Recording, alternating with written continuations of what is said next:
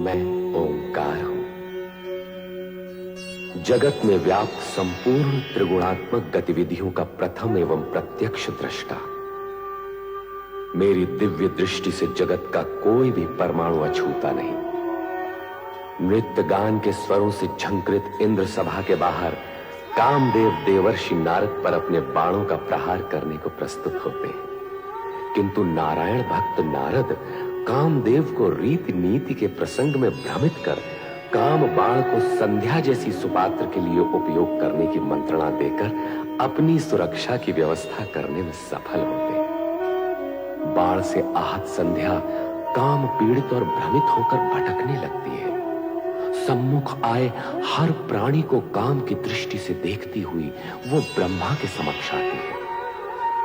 ब्रह्मा भी भावावेश में संध्या की ओर आकर्षित होते हैं। शिव जी नेत्र खोलकर स्थिति का भान करते हैं और ब्रह्मा को इस कुकृत्य व अनुचित आचरण के लिए प्रताड़ित करते हैं। यद्यपि यह अप्रिय घटना कामदेव के कारण ही घटित हुई, पर संध्या इससे प्रभावित होकर आत्मग्लानि की अग्नि में जलते हुए आत्महत्या तक करने के लिए तत्पर हो गई।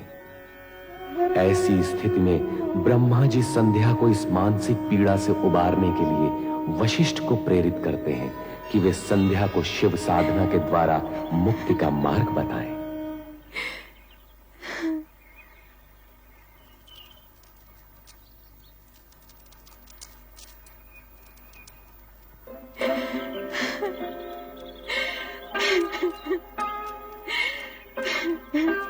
देवी संध्या, मैं वशिष्ठ ऋषि हूं। सृष्टिकर्ता ब्रह्मा जी ने मुझे तुम्हारे पास तुम्हारे क्रोध शोभ शमन के निमित्त भेजा। जब मेरे इष्ट देव शिव शंकर जी मुझसे कुपित हो गए हैं, तो मेरे इस जीवन का अर्थ ही क्या है? क्रोध शोभ शमन के उपरांत भी मेरे होने का क्या प्रयोजन? तुम्हारी प्रश्न पहली में ही तुम्हारा उत्तर भी है, अर्थात इष्ट देव शिव शंकर जी का कोप यदि तुम्हारा दुख है तो उन्हीं की प्रशंसा से तुम्हारा सुख भी हो सकता है। उनके कोप को शांत करने के लिए मुझे क्या करना होगा? देवादिदेव शिव शंकर जी की तपस्या। शिव शंकर जी अकेले ही धर्म अर्थ काम मोक्ष के आदि कारण है, आदि सृष्टा है, अद्वितीय है, पुरुषोत्तम है। उनसे तुम्हें सब कुछ मिल जाएगा। ओम नमः शिवाय इस मंत्र का जाप तब तक करती रहो जब तक शिव जी स्वयं प्रकट होकर तुम्हारा उद्धार करने के लिए बाध्य न हो जाए। मैं अवश्य करूंगी। अपने चित्त में ऐसा शुभ उद्देश्य लेकर तुम देवादिदेव शिव शंकर जी का चिंतन करो कि वो तुमसे प्रसन्न होकर स्वयं तुम्हें तुम्हारा अभिष्ट फल प्रदान करे। आपके मार्गदर्शन के लिए मैं अत्यंत आभारी हूँ। आपके आदेशानुसार शिव आराधना करके देवाधिदेव शिव शंकर जी को मैं अवश्य प्रसन्न करूंगी।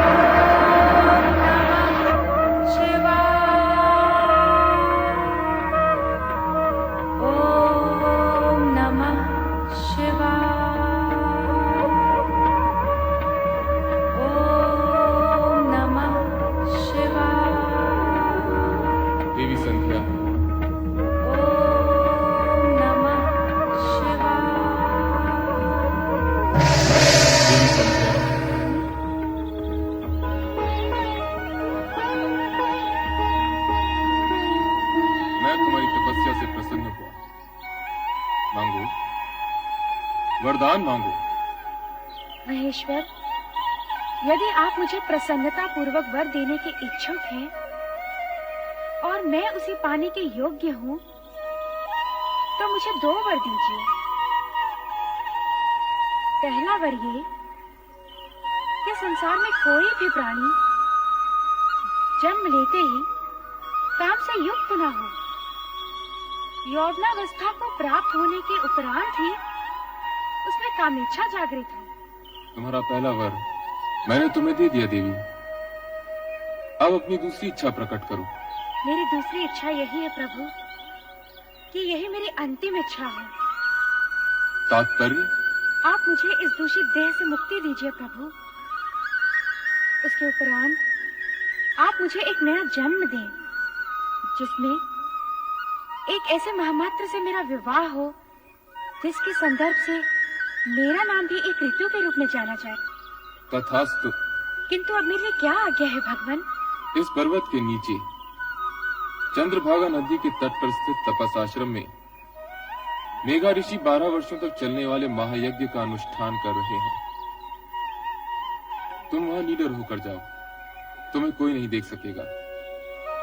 तदुपरांत तुम्हारे मन में जिस पुरुष को पति रूप में पाने की इच्छा है, उसे हृदय में धारण किए अपने शरीर को यज्ञ की आहुति बनाकर अग्नि में होम देना। फिर वही अग्नि तुम्हारी जननी भी होगी, अर्थात तुम्हें एक नया जन्म मिलेगा।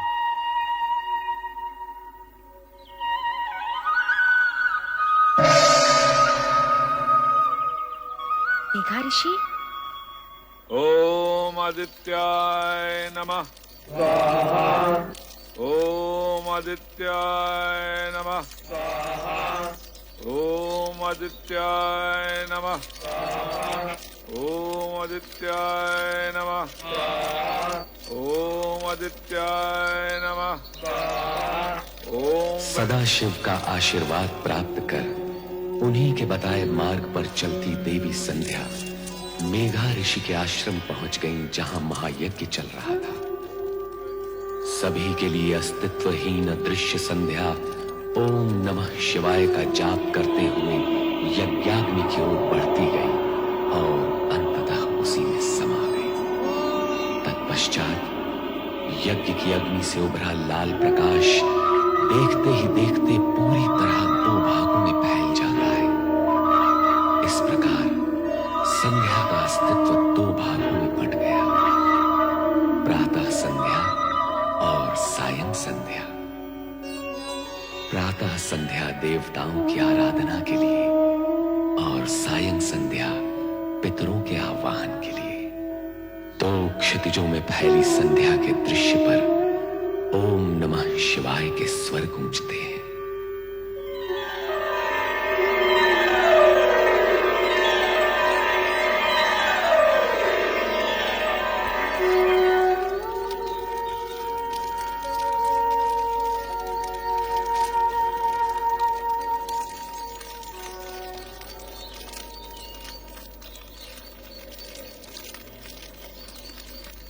कौन है ये? कौन नारी है ये? प्रणाम ऋषिवर। कौन मायावी हो तुम? इस पवित्र अग्नि से प्रकट होने की धृष्टता तुमने कैसे की? क्यों की? क्या प्रयोजन है तुम्हारा? उत्तर दो। मैं आपकी पुत्री हूँ पितृवर, आपके आशीर्वाद की आकांक्षिणी हूँ। धर्म, नीति, मर्यादा और व्यवहार के नाते मैं तुम्हारे प्रणाम और चरण स्पर्श के लिए तुम्हें दीर्घायु और सदैव प्रसन्न रहने का आशीर्वाद तो दे सकता हूँ, किंतु अकारण पितृत्व का अधिकार नहीं दे सकता। भला तुम मेरी पुत्री और मैं तुम्हारा पिता कैसे हुआ? भगवान शिव की अनुकंपा और कृपा के कारण ही ये संबंध स्थापित हुआ है पितृश्रेष्ठ। कल्याणी, बार बार मुझे पिता संबोधित कर क्या तुम मेरे पितृभाव की परीक्षा ले रही हो? आप त्रिकालदर्शी हैं। आपको इस सत्य का ज्ञान तो अवश्य होगा कि मैं कौन हूँ, और आपको ये भी ज्ञात होगा कि आपकी परीक्षा लेने की क्षमता मुझ में नहीं है। हाँ भागे, क्या तू हमारे ज्ञान और जब तक को चुनौती देने आई है?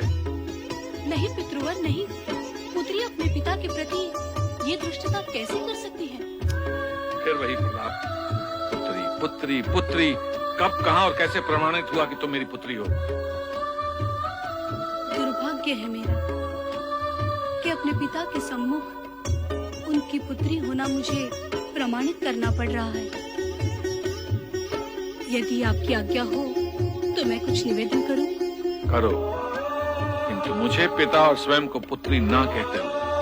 यदि मैं आपके तन से उत्पन्न होती तो तनुजा कहलाती, यदि मन से उत्पन्न होती तो मानसी कहलाती, किंतु मैं आपके उस पुण्य से उत्पन्न हुई हूँ जो शिव की आराधना के प्रतिफल में आपका अधिकार है पितृवर। मैं तनुजा हूँ पितृवर। शिव आराधना के पुण्य से प्रतिफल में प्राप्त पुत्री को इतना कुछ ज्ञान नहीं, और फल की प्राप्ति करने वाले पिता को इस विषय में कुछ भी ज्ञान नहीं। यह आश्चर्यजनक है, अद्भुत है। यदि ये सत्य होता तो स्वयं शिव भगवान इसकी पुष्टि करते, स्वयं निर्णायक होते, किंतु ऐसा नहीं। अब ऐसा ही होगा। हे देवों के देव, मुझे उबारो, मेरी रक्षा करो। ऋषिवर की पुत्री बनाकर जो सम्मान आपने मुझे दिया, ऋषि के सम्मुख उसे स्वीकृति से प्रामाणिक करो। दया करो भोलेनाथ, कृपा करो। हे देवों के देव महादेव, मुझ पर दया करो, कृपा करो मुझ पर, मेरी सुनो, मुझ पर कृपा करो देव। हे महेश्वर, मुझे दर्शन दो। देवों के देव महादेव, मुझ पर कृपा करो। हे भोलेनाथ, मुझ पर कृपा करो। हे महेश्वर, मुझे दर्शन दो। हे भोलेनाथ, मुझ पर कृपा करो, मुझे दर्शन दो। मेरी सुनो, हे भोलेनाथ, मुझे दर्शन दो, मुझ पर कृपा करो। हे देव, मुझे दर्शन दो। भोलेनाथ, मुझे दर्शन दो। हे देवों के देव महेश्वर, मुझे दर्शन दो, मुझे दर्शन दो देव।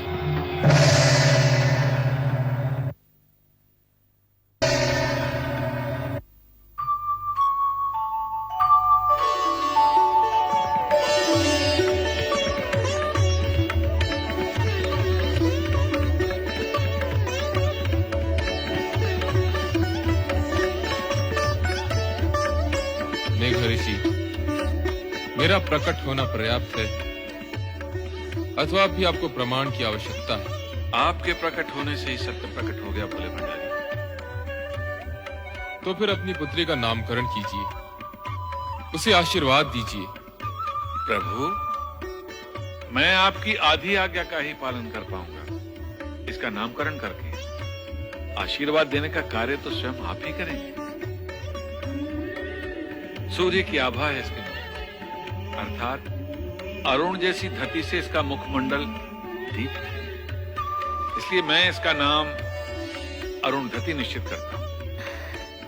भगवान शिव शंकर की जय, देवी अरुणधति की जय, भगवान शिव शंकर की जय, देवी अरुणधति की जय। मेघा ऋषि, आपको देवी अरुणधति जैसी पुत्री प्राप्त हुई, इस सौभाग्य के लिए बधाई। अब इसका विवाह सप्त ऋषियों में विशिष्ट ऋषि वशिष्ठ के साथ कर इसके नाम को अमरता प्रदान करें। जो भगवान शिव शंकर की जय, भगवान शिव शंकर की जय, भगवान शिव शंकर की जय। देवादिदेव भगवान शिव का वरदान पाकर अरुणधति का भविष्य प्रशस्त हुआ और उनके वरदान स्वरूप ही सप्त ऋषियों में विशिष्ट ऋषि वशिष्ठ के साथ उनका विवाह निश्चित हुआ।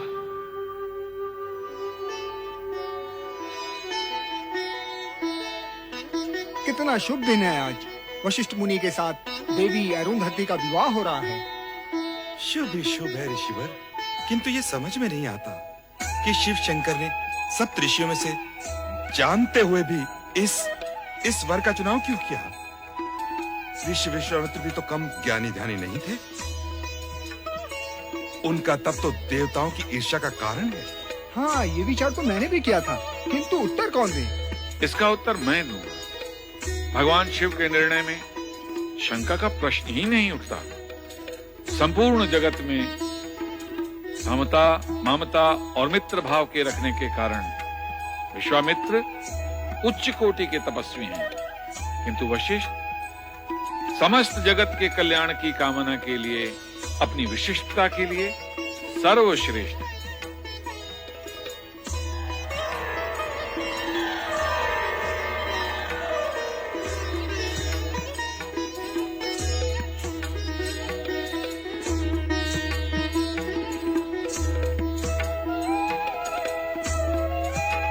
हे प्रभु, इस शुभ घड़ी में आपके आगमन की हम व्यग्रता से प्रतीक्षा कर रहे थे। ऋषिवर, पुत्री अरुंधति को मंडप में लाइए।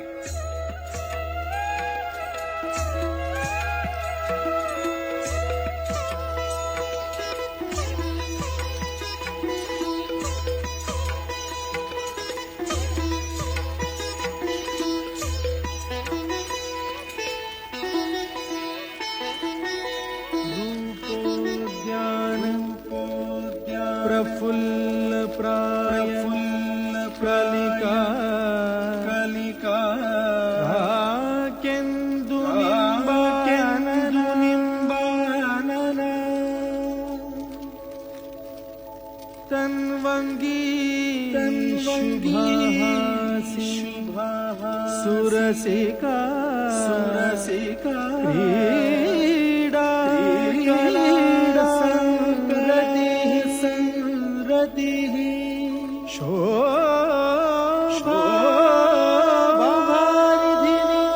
शोभावारिधिनि मूल्यमणि लावण्यलीलामणि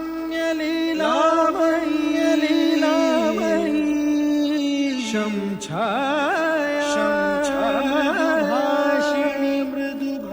मृगदृगी भूयात् सदा